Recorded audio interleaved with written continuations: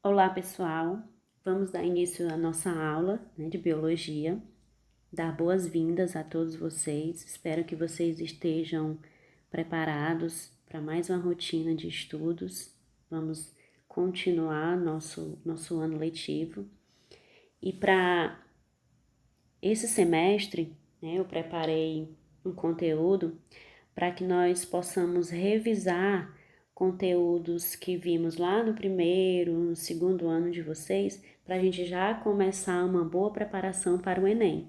Então, a partir de agora, as aulas de vocês vão ser direcionadas à preparação do Enem. Claro que nas aulas anteriores, todas também eram preparatórias para o Enem. Mas agora eu fiz aí uma seleção de alguns conteúdos que geralmente mais caem no Enem e a gente vai começar por ecologia.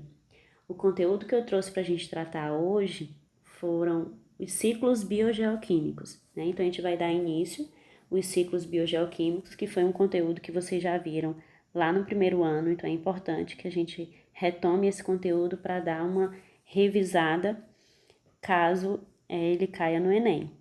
Então, explicando o que seriam os ciclos biogeoquímicos, As moléculas e os átomos dos diversos elementos químicos que constituem os corpos dos seres vivos, eles retornam ao ambiente após a sua morte.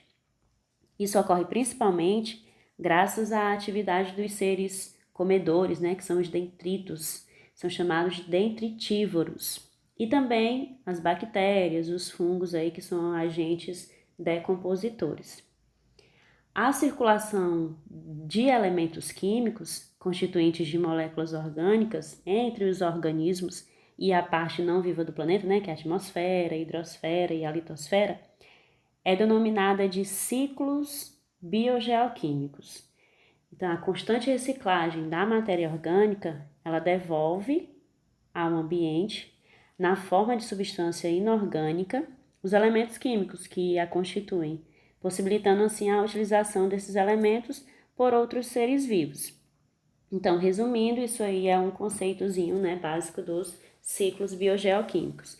E nós vamos tratar hoje aqui do ciclo da água, do ciclo do carbono e do ciclo e o ciclo do nitrogênio.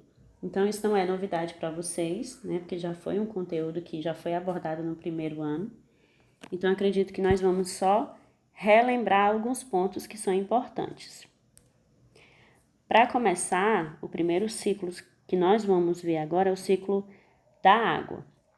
Então, a água ela é a única substância que nas condições normais do nosso planeta, ela pode se apresentar em 3 estados: líquido, que cobre aí cerca de 3/4 da superfície da Terra; o estado gasoso, na forma de vapor atmosférico; e nós temos também o sólido, que é na forma de gelo, nas regiões aí próximas aos polos e no topo das altas montanhas a gente encontra esse tipo de forma aí da água. Pela evaporação, a água de oceanos, lagos, rios e geleiras. E mesmo a embebida lá no solo, ela passa à forma gasosa. Aí ela vai e se acumula na atmosfera. Nas grandes altitudes, o vapor da água ela se condensa e volta aí em forma líquida, que é a forma aí forma as nuvens e aí ela se precipita. Então, a precipitação, a gente chama de precipitado, no caso são as chuvas, que acontece aí sobre a superfície terrestre. Esse processo contínuo de evaporação e condensação, ele é conhecido aí como ciclo da água, ou também chamado de ciclo hidrológico. Ele contribui muito aí para tornar a Terra um ambiente bem favorável à existência de todos os seres vivos. Então, o que vocês estão visualizando aí, esse esquema, é um esquema bem simplificado do ciclo da água, onde acontece aí a evaporação, que vai ocorrer tanto no mar como em terra e também na água doce.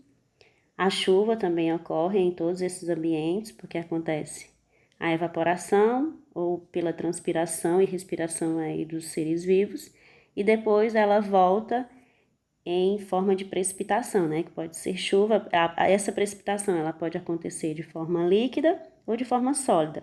Essa precipitação, ela tanto pode ocorrer por chuvas ou também por a parte sólida, né, em forma de gelo. Então, esse aí, simplificando, é o ciclo da água. O próximo ciclo que nós vamos revisar é o ciclo do carbono. Também já foi muito estudado por vocês, mas vamos revisar aqui em alguns pontos o ciclo do carbono, né? O carbono, ele é uma molécula em que ele forma a estrutura de todas as outras moléculas orgânicas. Então, ele é essencial aí para a formação de moléculas orgânicas. Os átomos desse elemento químico, eles circulam entre o ambiente e também entre os seres vivos. É isso que vai fazer com que aconteça o ciclo do carbono. Então, boa parte da energia presente nas substâncias orgânicas que são ingeridas pelos herbívoros, ela não é aproveitada. Sendo assim, ela é eliminada nas fezes. Estas vão sofrer a ação dos decompositores, né? Depois que eles se alimentam e liberam através das fezes, elas vão sofrer a ação dos decompositores que vivem da energia que restou da matéria orgânica que foi eliminada. Então, o carbono, originalmente captado pelos produtores, na fotossíntese, ele passa de um nível trófico para o outro, ao mesmo tempo que ele retorna aos poucos à atmosfera durante o processo de metabolismo. Então, ele libera no seu metabolismo, nas suas atividades que ele realiza, ele vai liberando esse carbono.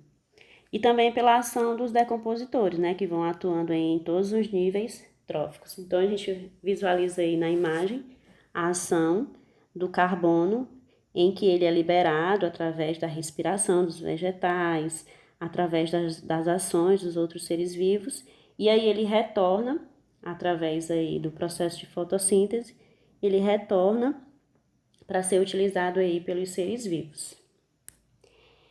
E o nitrogênio, que é um dos ciclos que é um pouquinho mais complexo, né? O nitrogênio, ele consiste na circulação de átomos de nitrogênio entre os seres vivos e entre a parte não viva do ambiente. O nitrogênio, ele faz parte de diversas moléculas orgânicas, entre elas as proteínas. Então, para poder formar proteínas, nós precisamos do nitrogênio e também dos ácidos nucleicos, né, que é a molécula de RNA e DNA. Essas duas moléculas, em especial, para elas serem formadas, elas precisam ter o nitrogênio. Então, é a importância dessa molécula. O maior reservatório que a gente tem de nitrogênio do planeta é a atmosfera. Então, é na atmosfera onde esse elemento químico ele se encontra na forma de gás ou nitrogênio molecular. Então, apesar dessa grande quantidade aí disponível no ar, a maioria dos seres vivos eles não consegue utilizar diretamente esse nitrogênio. Apenas algumas poucas espécies, né, espécies de bactérias, chamadas de bactérias fixadoras de nitrogênio, é que são capazes de adquirir, de incorporar esses átomos aí de nitrogênio.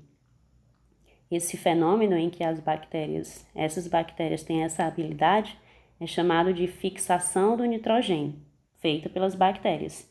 A maioria das bactérias fixadoras do nitrogênio, elas vivem, é claro, no solo. Quando elas morrem e se decompõem, elas têm suas moléculas nitrogenadas transformadas em amônia. Então, elas pegam esse nitrogênio, a primeira parte, elas quebram esse nitrogênio no solo. Esse nitrogênio, a primeira parte da quebra dele é chamada de amônia. Algumas espécies de plantas, elas conseguem aproveitar essa amônia e utilizar aí como fonte de energia, né, para o seu metabolismo. Essa amônia disponível no solo, ela é amplamente aproveitada por um grupo também de bactérias pertencente ao gênero Nitrosomonas. Então, existem algumas bactérias que gostam desse tipo aí de nutriente. Elas são capazes de utilizar a amônia em seus processos de obtenção também de energia para elas, né? Então, elas conseguem captar essa primeira quebra do nitrogênio e obter energia. Mas lá, por outro lado, né, em contrapartida, elas eliminam no solo compostos nitrogenados denominados nitritos. Esses nitritos, eles são utilizados por outras bactérias que também estão presentes no solo, pertencente ao gênero Nitrobacteria. Então, já entra aí o segundo grupo de bactérias, que é chamado de nitrobactérias, que eliminam compostos nitrogenados denominados nitratos. Então, vamos lá. O nitrogênio, que está na atmosfera, ele vem para o solo.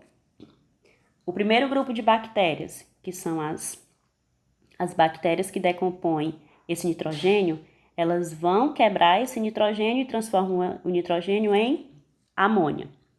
Depois, o segundo grupo de bactéria pega essa amônia, quebra ele mais uma vez, e o que era amônia se transformou em nitrito. Depois dessa quebra de nitrito, ficou lá o nitrito no solo, vem um outro grupo de bactéria, quebra esse nitrito e transforma em nitrato. Então, essas bactérias fazem do nitrogênio ser quebrado primeiro em amônia, depois em nitrito e, por último, em nitrato. O processo que abrange essa transformação de amônia em nitrito, depois de nitrito em nitrato, nós chamamos de nitrificação. Por isso, as nitrossomonas e nitrobactérias, elas são conhecidas aí como bactérias nitrificantes. Então, para que esse nitrogênio ele seja todo quebrado e que aí sim esse nitrogênio possa ser absorvido pelas plantas, eles precisam da ajuda dessas bactérias e eles sofrem todo esse processo. Então, com o nitrogênio que absorvem, as plantas elas produzem moléculas orgânicas, né, constituintes aí de seu corpo, como eu já falei aí, as proteínas e os ácidos nucleicos. As moléculas nitrogenadas das plantas constituem a fonte de nitrogênio para os animais herbívoros, que vão se alimentar, claro, dessas plantas, e o mesmo processo ocorre nos níveis tróficos superiores, ao longo da teia alimentar. Então, vocês estão vendo aí na imagem todo esse processo aí do ciclo de nitrogênio. Então, enquanto uma parte dos compostos nitrogenados presentes no solo sofre nitrificação, ainda acontece um outro processo que é a desnitrificação. O que é isso? A desnitrificação é um processo que é realizado por bactérias do solo, que são chamadas de bactérias desnitrificantes. O que essas bactérias fazem? Elas degradam os compostos nitrogenados para obter energia. E aí elas liberam o gás de nitrogênio para a atmosfera. Daí o ciclo.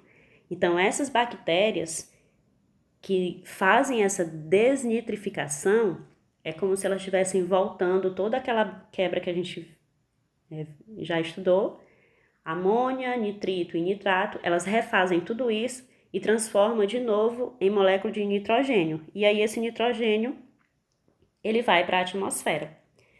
Certo? Então, esse aí foi o último ciclo que nós estudamos. Na verdade, foi só para revisar, né, esse ciclo do nitrogênio. Eu espero que vocês tenham entendido. E para que vocês possam obter a frequência de vocês podem colocar lá no mural do Classroom as etapas do ciclo de nitrogênio. Para quem assistiu a aula toda, né, entende que o nitrogênio precisa ser quebrado. Então, vocês vão colocar lá no mural as 3 fases que o nitrogênio ele passa por essas bactérias. Vamos lá. O nitrogênio ele é quebrado em quê? Coloquem lá os compostos em que ele é quebrado, ok? Um beijo, bons estudos!